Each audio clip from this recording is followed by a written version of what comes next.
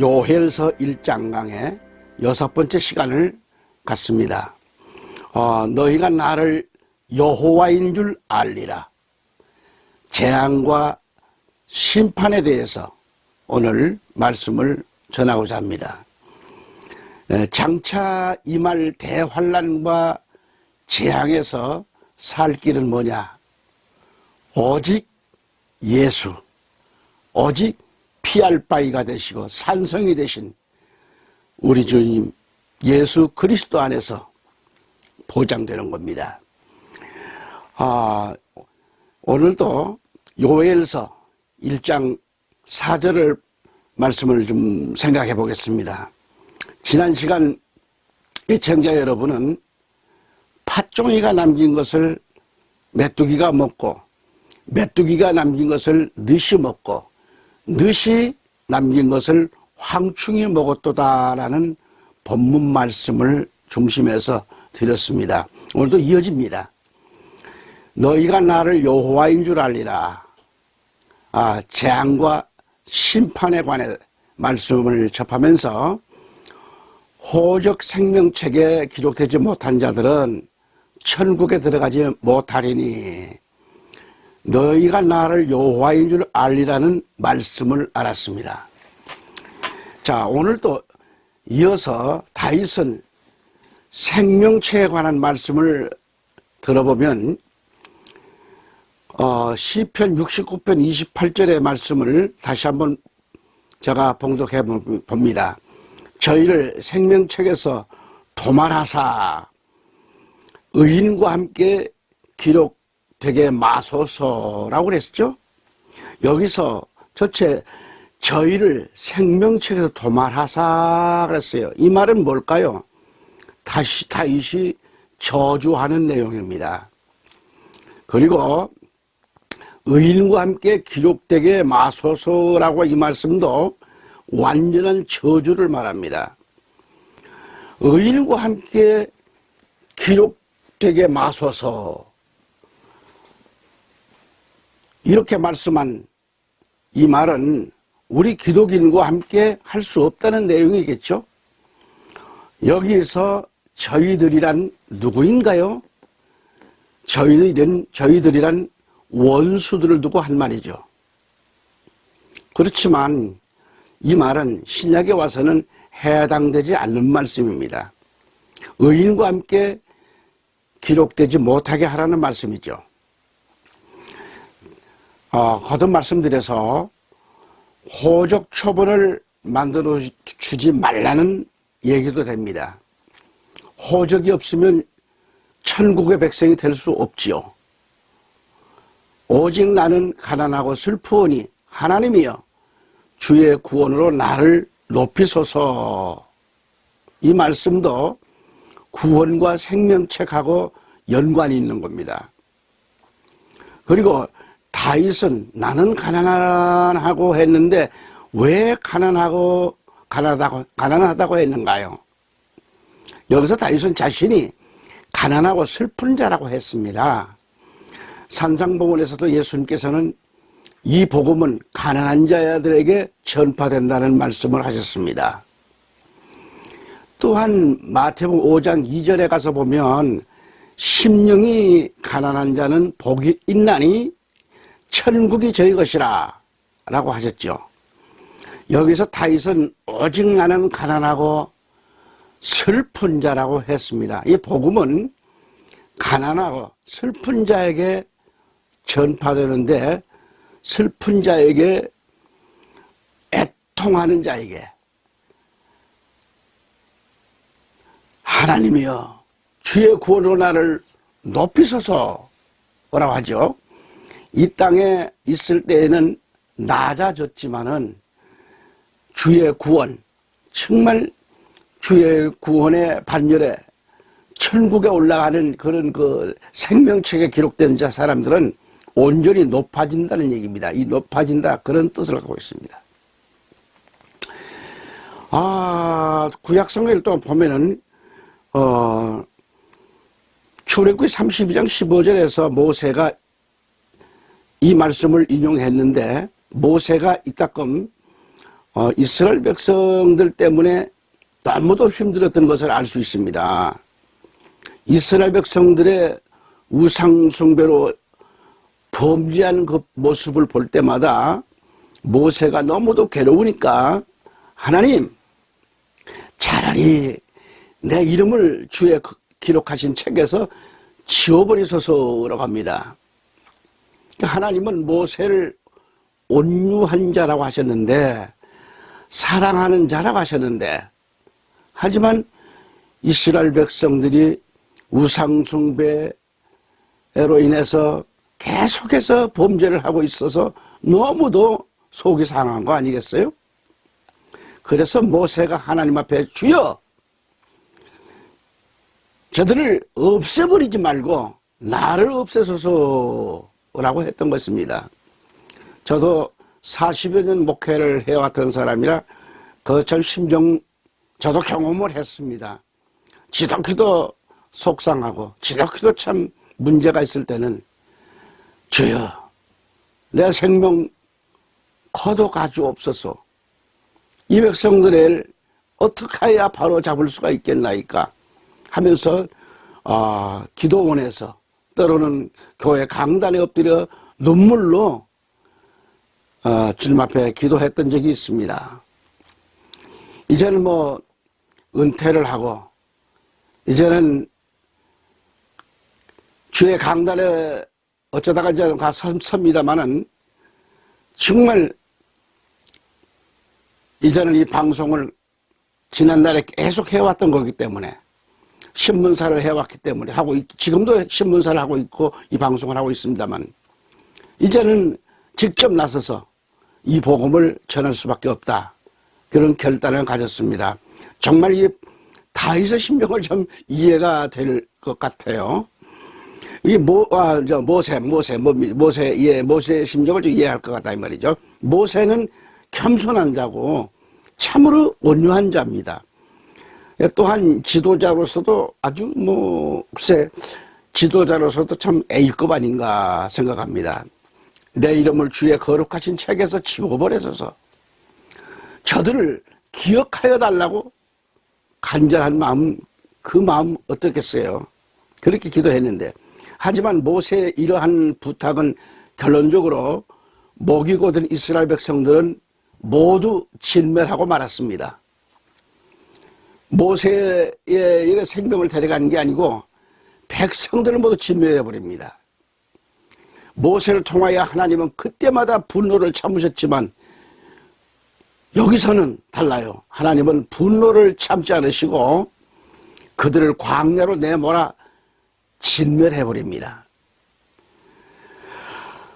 이에 대해 사도 바울은 고린도전서 10장 6절과 11절에 이렇게 가서 보면 오늘날 우리에게 거울로 개역성경에는 거울로 새 개역성경에는 번복이라 또 킹제임스에서도 번복이 이렇게 말씀이 나와 있더라고요.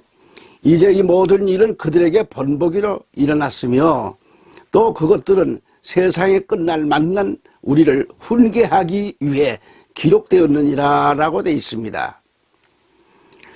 근데 당시에 이것은 우리에게 번복이로 거울로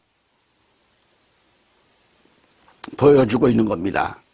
그러므로 그 거울로 번복이로 주신 말씀을 듣고도 이걸 보고도 깨닫지를 못한다면 오늘 나와 여러분도 그들과 다를 바가 뭐 있겠는가? 하나님의 분노로 또는 대심판 때 우리는 어떻게 될 건가? 망한다는 것을 알아야 되지 않겠는가? 사도 요한은 요한계시록 20장 15절에서 누구든지 그랬어요. 누구든지 생명책에 기록되지 못한 자들은 불못에 던지운다 라고 이렇게 말씀을 하고 있습니다. 불못에 던지운다. 그러니까 구약성경에는 호적에 기록되지 못한 자, 요한계시록에는 생명책에, 생명록에 기록되지 못한 자는 가나안 복지에 들어갈 수가 없다 이 말이에요. 영원한 천국을 들어갈 수가 없는 거죠. 결국 그들은 불못에 던짐을 받았다라고 말씀을 하고 있는 겁니다. 성경에 말씀한 이 생명책은 이토록 귀중하다는 것을 우리는 알아야 합니다. 그러니까 나 자신의 거취, 내가 어떻게 신앙생활을 해야 할 것인가, 이건 우리는 정말 두 손 모으고 정말 말씀을 붙잡고 묵상하시면서 자기 자신을 한번 점검해 볼 필요가 있겠죠. 자기 자신을 점검하지 못한다면 형편없는 신앙관이죠. 자만심은 갖지 마세요. 그러므로 애청자 여러분과 제가 어떤 신앙인가를 점검해 보자는 얘기입니다.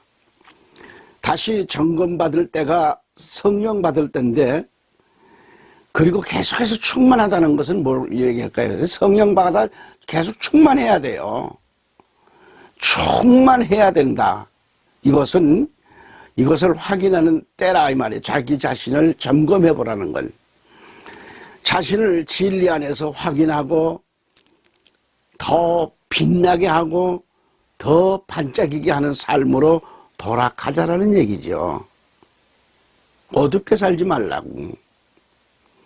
다시 말해서 내가 우리 주님 예수님을 나의 구주로 영접하는 순간, 교회에 나오는 순간 생명책에 애청자 여러분의 이름과 설교자의 이름도 기록됩니다. 그렇게 믿는 거예요. 다시 말하면 세례를 받았을 때도 그렇게 할 수도 있겠고, 또 그것은 더 그 과정으로 인정이 된다고도 보겠고요. 구약으로 돌아가서 보면 제사장의 옷에 무엇이 반짝거리고 있었을까요?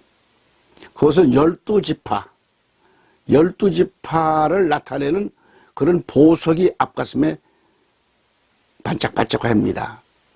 그러므로 애청자 여러분, 사랑하는 성도들이 교회에서 목사나 온 성도가, 특별히 한 성도가 신앙생활을 잘할 경우 우리의 대제사장이신 예수님의 가슴에서 그 이름이 반짝반짝이면서 빛이 난다는 사실이죠.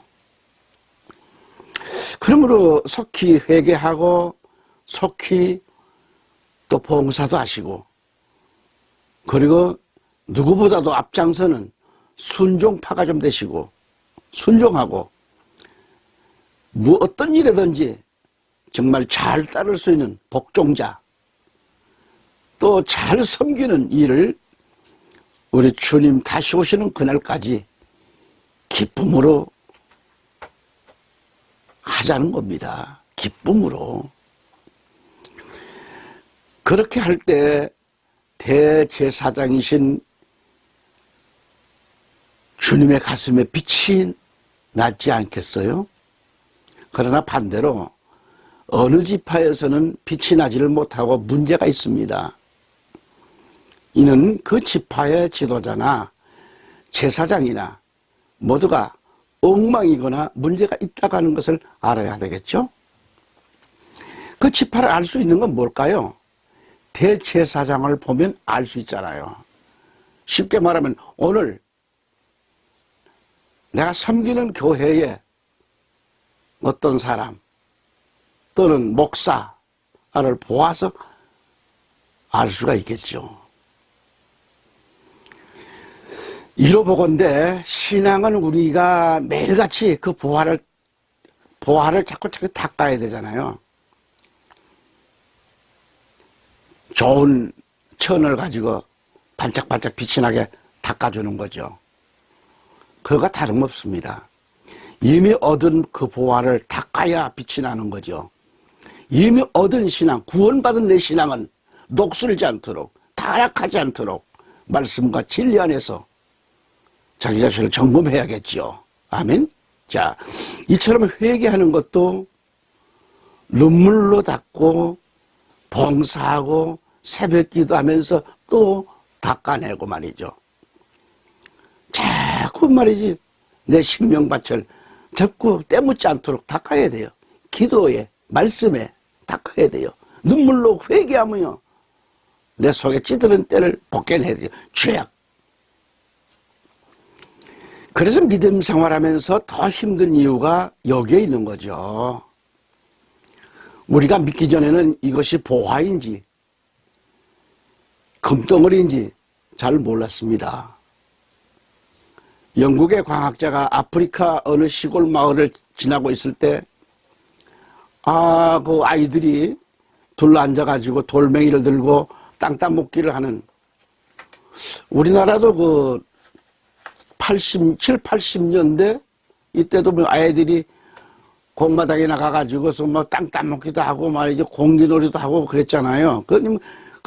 그렇듯이 아프리카에 가니까 또 그렇게 아이들이 돌을 들고 공기놀이도 하고 땅 따먹기 하고 그런 걸 하고 있는 겁니다. 그걸 보고서 그때 그 돌멩이가 예사로운 돌멩이가 아니었다는 거죠. 그래서 가지고 있던 빵을 주고 돌멩이를 가져와 연구를 해보니까 엄청난 보화입니다. 그걸로 귀금속을 만드는 보화였습니다. 이를 발견한 과학자는 후에 큰 부자가 됐고 이로 인해서 영국은 부강한 나라가 됐다는 얘기가 있습니다. 땅 따먹기의 도구가 되었던 그 돌멩이가 아이들의 손에 있을 때는 하나의 돌멩이에 불과했지만은 그 돌멩이가 금인지 보화인지 몰랐던 것처럼 애청자 여러분, 우리가 주님을 믿어서 구원을 얻고 믿음의 확신을 얻었을 때 비로소 귀한 보석을 발견한 것과 같이 생명책에 내 이름이 기록되었다는 것은 그토록 귀하고 그토록 빛이 난다는 사실, 중요한 겁니다. 다시 요엘서 1장 3절 말씀을 보면 너희는 이 일을 그랬어요. 너희는 이 일을. 이 말씀은 뭘까요? 이제까지 우리 예수님과 각 선지자들, 사도 바울도 이 말씀을 전했습니다. 어려운 환난, 이것을 이 일이라고 그러죠. 이 일. 이는 또한 무서운 환난과 심판에 대해서 말씀하고 있습니다. 언제? 마지막 때 이러한 일이 일어난다라고 하는 얘기입니다. 마지막 때 무서운 대심판이 일어납니다. 상상할 수 없는 엄청난 대환란이 일어납니다. 개국 이래로 없던 환란입니다.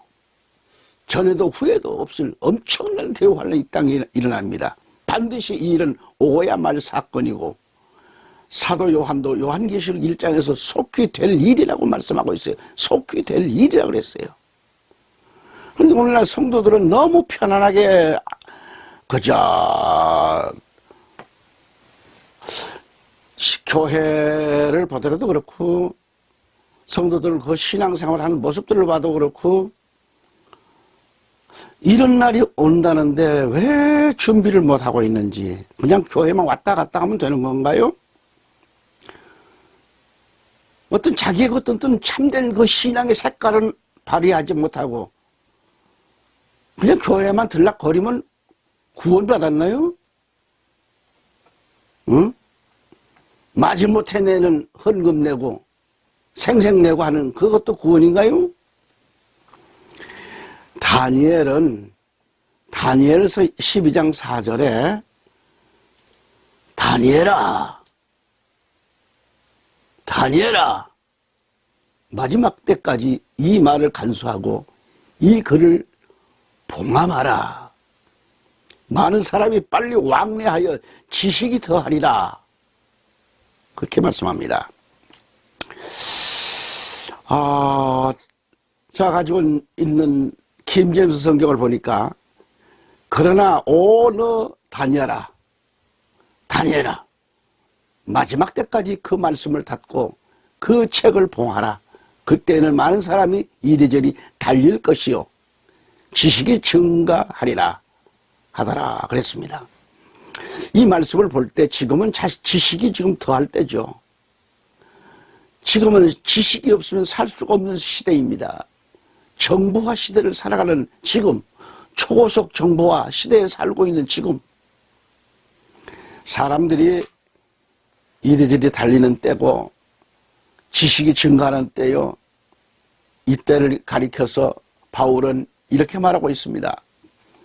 베드로전서 4장 7절에 만물의 마지막 때, 그래. 만물의 마지막에 가까웠다.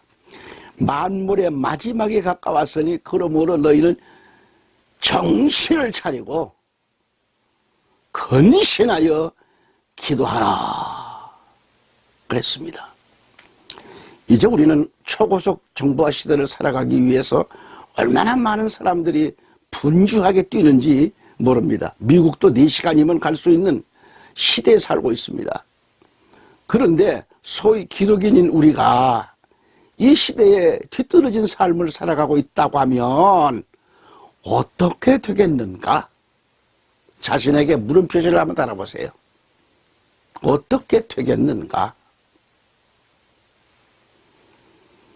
나는 이런 일이 온다면 나는 어떻게 할 것인가?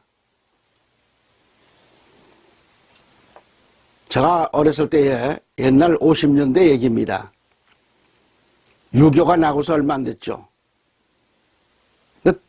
어디서 좀 토끼를 한 쌍 선물 받았어요. 그리고 닭을 병아리를 한 몇 마리 이렇게 해가지고 이렇게 저희 그 앞마당에다가 이렇게 뭐죠 그 뭐 이렇게 바구니를 엎어놓고 병아리를 그 안에 가둬놓고 닭이 좀 병아리가 커갈수록 좀 이렇게 큰 바구니를 엎어놓고 나중에는 이제 닭장도 만들고 토끼장도 만들고 이렇게 해서 길러본 적이 있었습니다. 그런데 지금 옛날에는 거의가 닭은 밖으로 내서 자기 마음대로 좀 쪼아먹고 다니게끔 하고 다닙니다. 방류한 거죠. 그래서 뭐라고 그러네. 그래서 내보내는데, 야, 다니면서 뭐, 여러 가지 곤충, 지렁이, 뭐 이런 것들 쪼아먹고, 그래 합니다. 근데 제가 무슨 얘기를 말씀드리려고 하면, 보면은,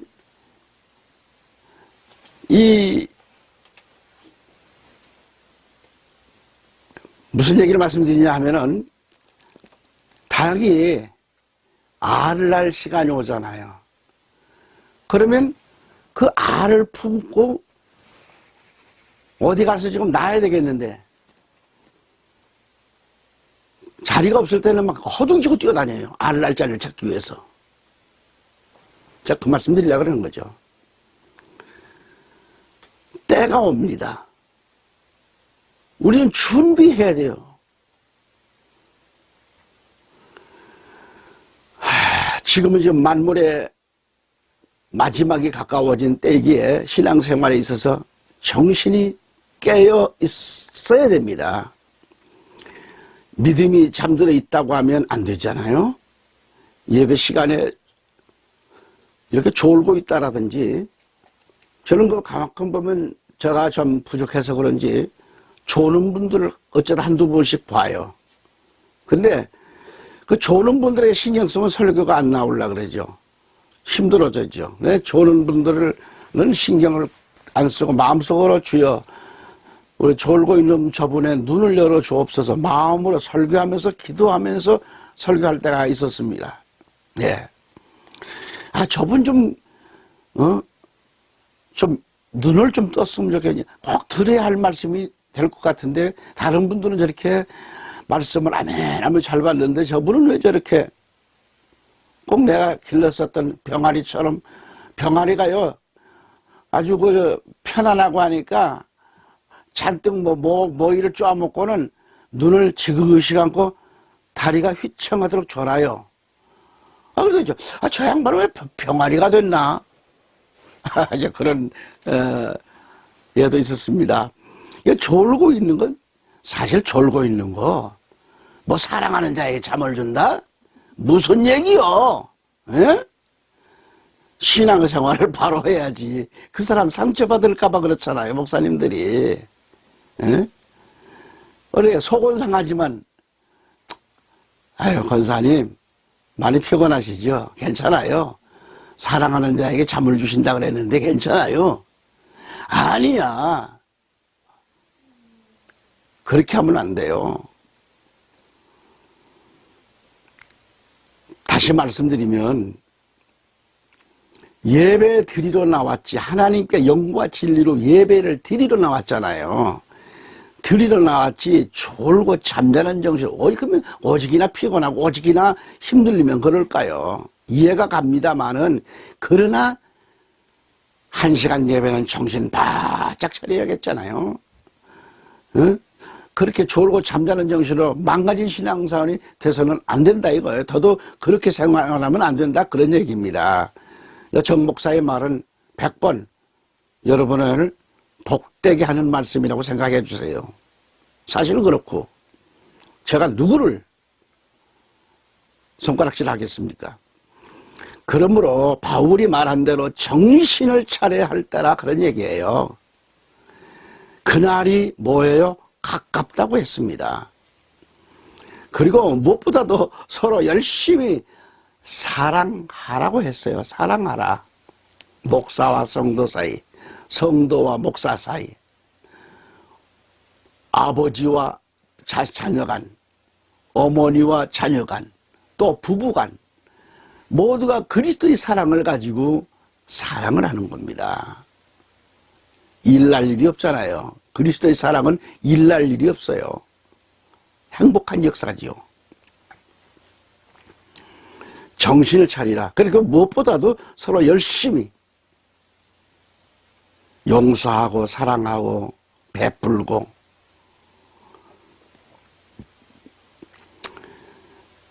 왜 사랑을 요구하셨을까?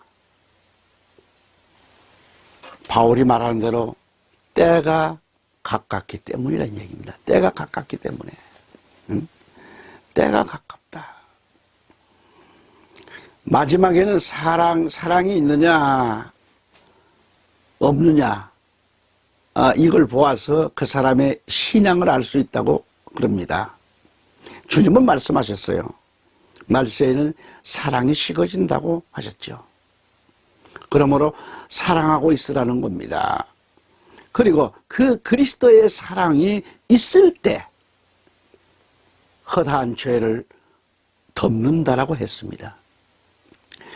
우리가 아직도 참 내가 남을 바라보는 그 시선에서 남의 허물이 자꾸 보이고 상대방의 단점이 자꾸 보이고, 그래서 간섭하게 되고, 그리고 그걸 죄로 여기고, 이것은 곧 자기 자신의 눈에 그와 같은 안경을 끼고 있다는 것을 증거할 일이겠죠. 남의 허물과 죄를 바라보는 안경을 속히 내 눈에서 떼야 돼요. 벗어야 돼요. 바울은 이에 대해서 이렇게 말합니다.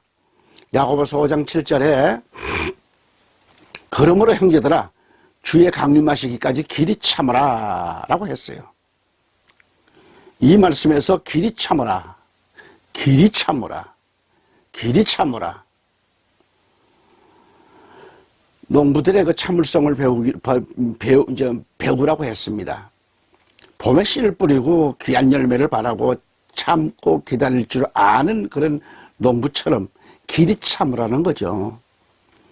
성질 급한 사람은 속히 이 말씀을 통하여 자신을 치료받아야 됩니다. 고쳐야 됩니다. 그 마음을 속히 바꿔야 됩니다. 성질 급한 것은 어디를 가든지, 가정이든 사회이든 직장이든 환영받지를 못하고 결국 소외감 받아요. 그 자기가 소외감 받는 것은 왜 그런가를 깨닫지 못하고, 왜 저 사람들이 나를 그러지?